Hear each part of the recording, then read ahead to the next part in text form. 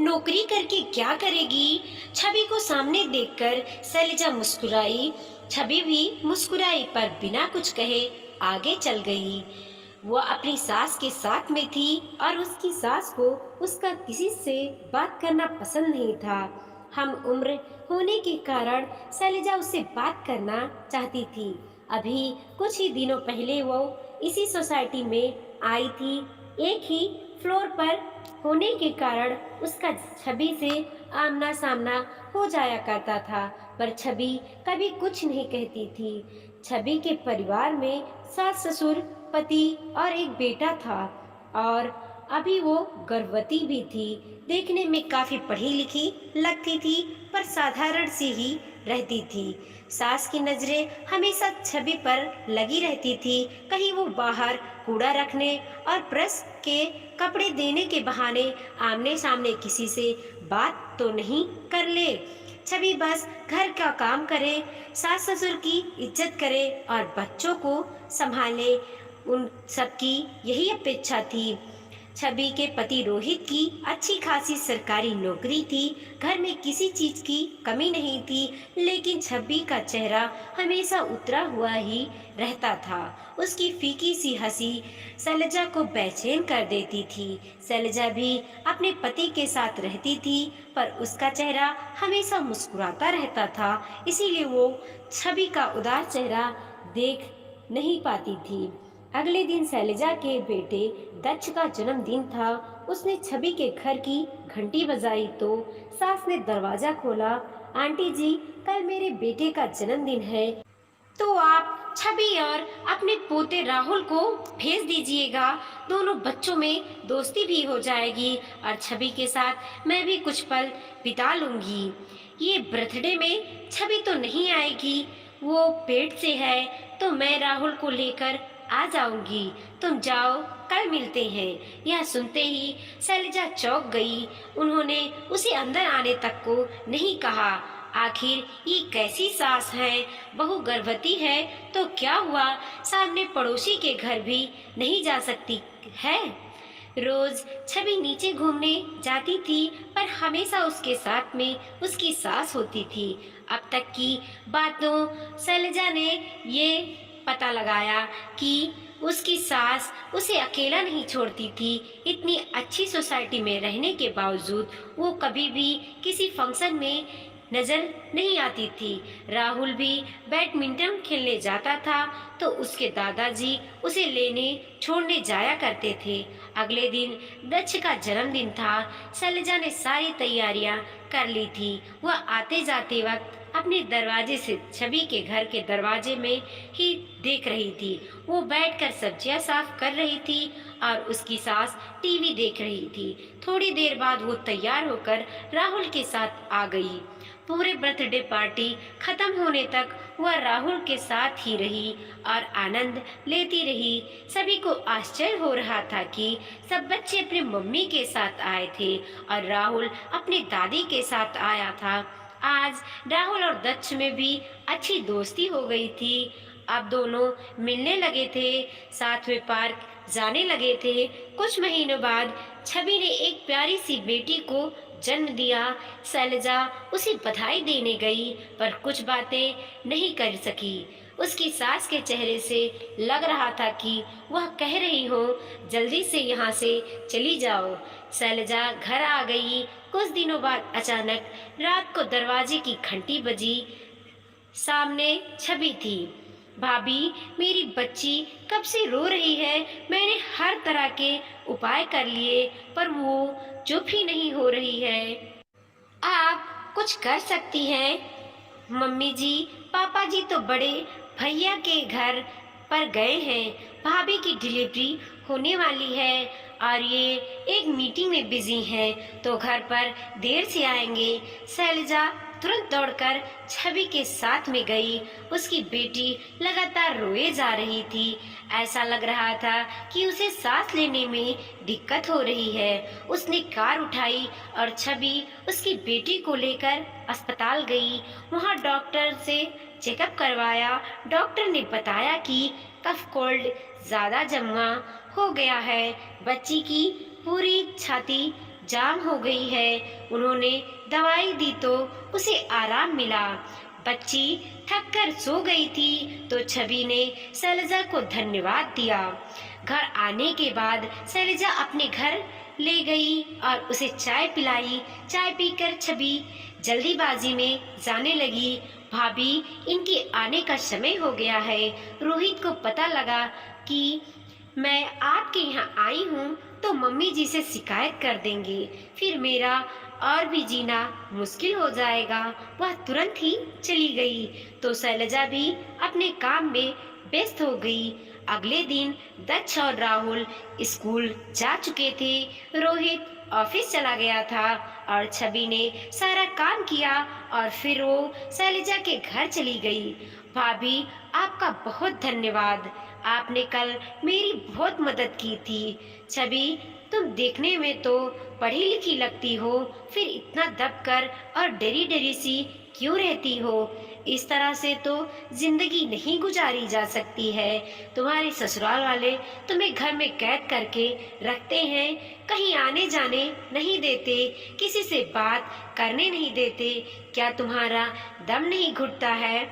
घुटता है भाभी, बहुत दम घुटता है। जीना ही मुश्किल लगने लगा है, पर फिर भी जीना है। मेरी जिंदगी ने मेरे साथ में मजाक किया है। मैं बहुत ही हंसमुख और आत्मनिर्भर लड़की थी। हमारे घर में लड़कियों को ज्यादा पढ़ाने का रिवाज नहीं था, पर मैंने जिद की और कंप्यूटर इंजीनियरिंग कर ली और बहुत जल्द मेरी नौकरी भी लग गई। अब परिवार वालों को मेरी शादी की चिंता सताने लगी। मेरी दादी को मेरा पढ़ना और नौकरी करना कभी रास नहीं आया। उनके अनुसार लड़की की शादी सही समय पर कर देनी चाहिए। उन्होंने पापा से जिद की और अपनी कसम दे दी कि मेरी शादी वो जल्दी से जल्दी कर दे। नौकरी करते हुए मुझे 2 साल भी नहीं हुए थे कि मेरी शादी तय कर दी गई। रोहित के परिवार वालों मुझे आकर देख गए और रिश्ता पक्का कर दिया गया, लेकिन मैं खुश नहीं थी। मैं रोहित से कंफर्म करना चाहती थी कि वो मुझे शादी के बाद नौकरी करने देंगे या नहीं। जब मैंने उनसे बात की तो वे बोले, हाँ कर लेना, मेरी तरफ से हाँ है। यह सुनकर ही मैं खुश हो गई और अपनी शादी की तैयारियों में व्यस्त हो गई। शादी के बाद ससुराल पहुंची, सबने भव्य स्वागत किया। सारी रस्में हो गई, दैनिक दिनचर्या शुरू हो गई। मैंने रोहित से कहा कि कल से मुझे काम पर जाना है, तो आप मम्मी जी के पास मेरे साथ चलिए, मैं उनको भी बता देती हूँ। तुम अकेले ही चली जाओ, वह लापरवाही से बोले और मोबाइल में लग गए। मम्मी जी, मैं कल से नौकरी पर वापस जाऊंगी तो आपको बताने आई हूँ। यह सुनते ही मम्मी जी गुस्सा हो गई। कौन सी नौकरी? अब तुम्हें कहीं नहीं जाना है, बस ये घर ही संभालना है। अभी नई नवेली दुल्हन हो, कुछ दिनों तक तो घर में ही रहो, तभी तो घर में जीव पड़ेगा। इस नौकरी से कुछ ना होना है। फिर रोहित की इतनी अच्छी सरकारी नौकरी है, तुम्हें पैसे कमाने की जरूरत ही कहाँ है? हमने तुम्हारे घर वालों को पहले ही कह दिया था कि हम बहू से नौकरी नहीं करवाएंगे। उन्होंने तो हामी भर दी थी। अब बवाल क्यों मचा रही हो? सीधा रसोई में जाओ और सबके खाने की तैयारी करो। यह सुनकर मेरे पैरों से जमीन सरक गई।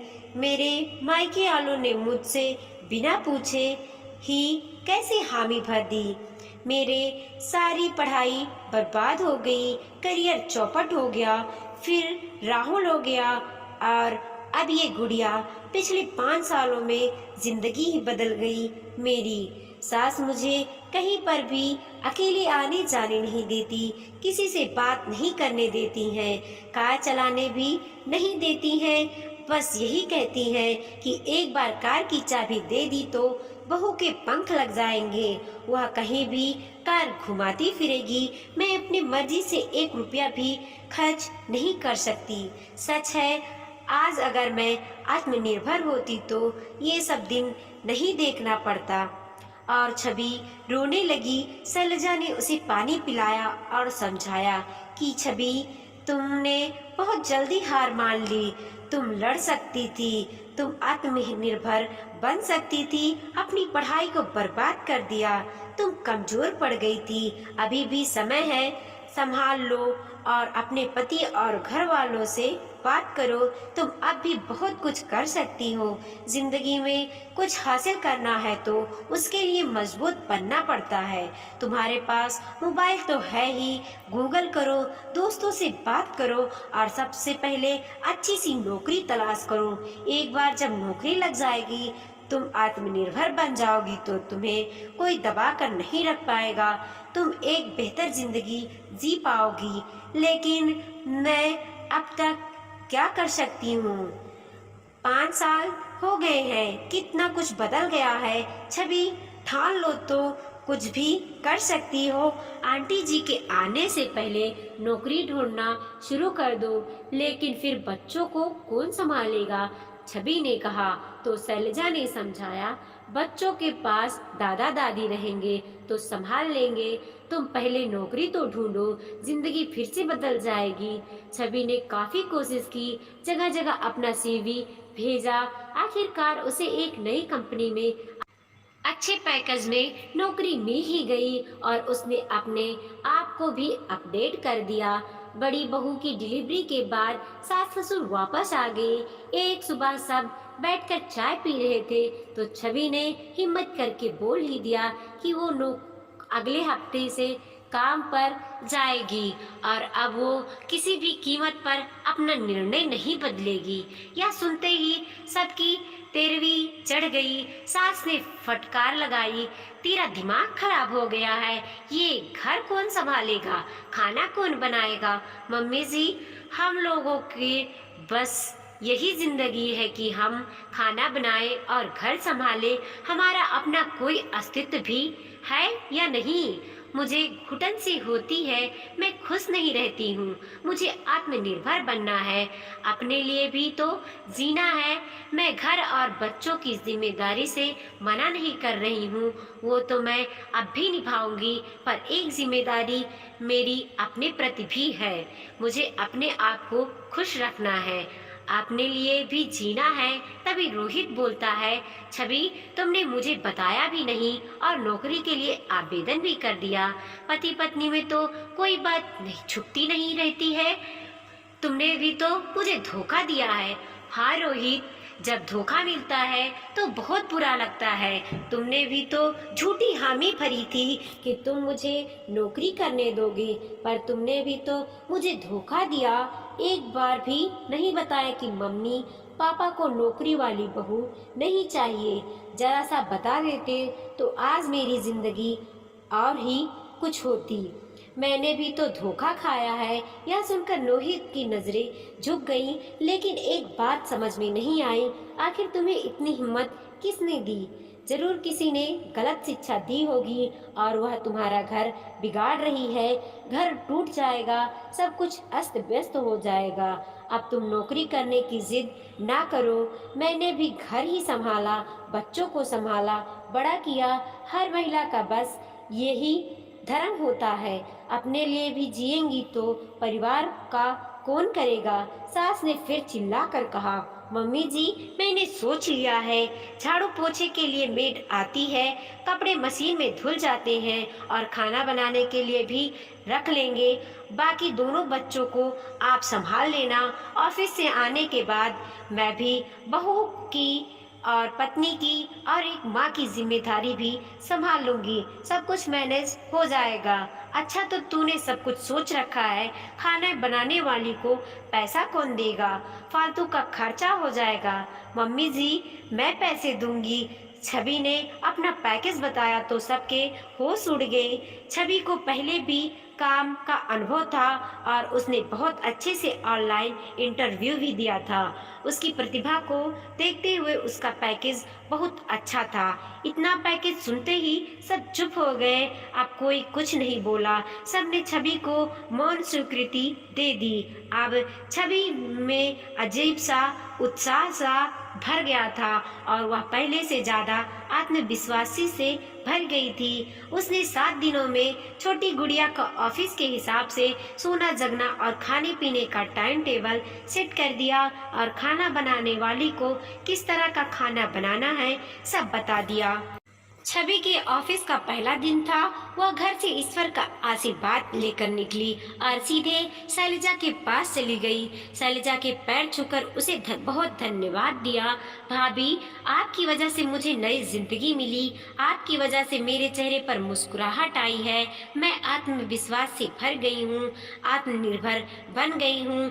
आपने तो मुझे नया जीवन दिया है, वरना मैं तो अंधेरे में खो सी गई थी। मेरी जैसी ना जाने कितनी लड़कियां होंगी जिन्हें बहू बनते ही अपने आप को खो दिया है, अपना करियर बर्बाद कर लिया है।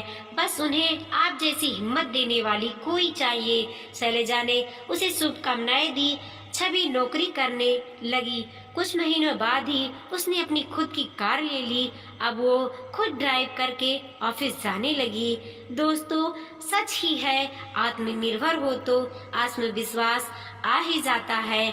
आज के जमाने में खुद के पैरों पर खड़ा होना बहुत जरूरी है। महिलाएं आत्मनिर्भर होंगी तो वो अपनी जिंदगी अच्छे से जी पाएंगी।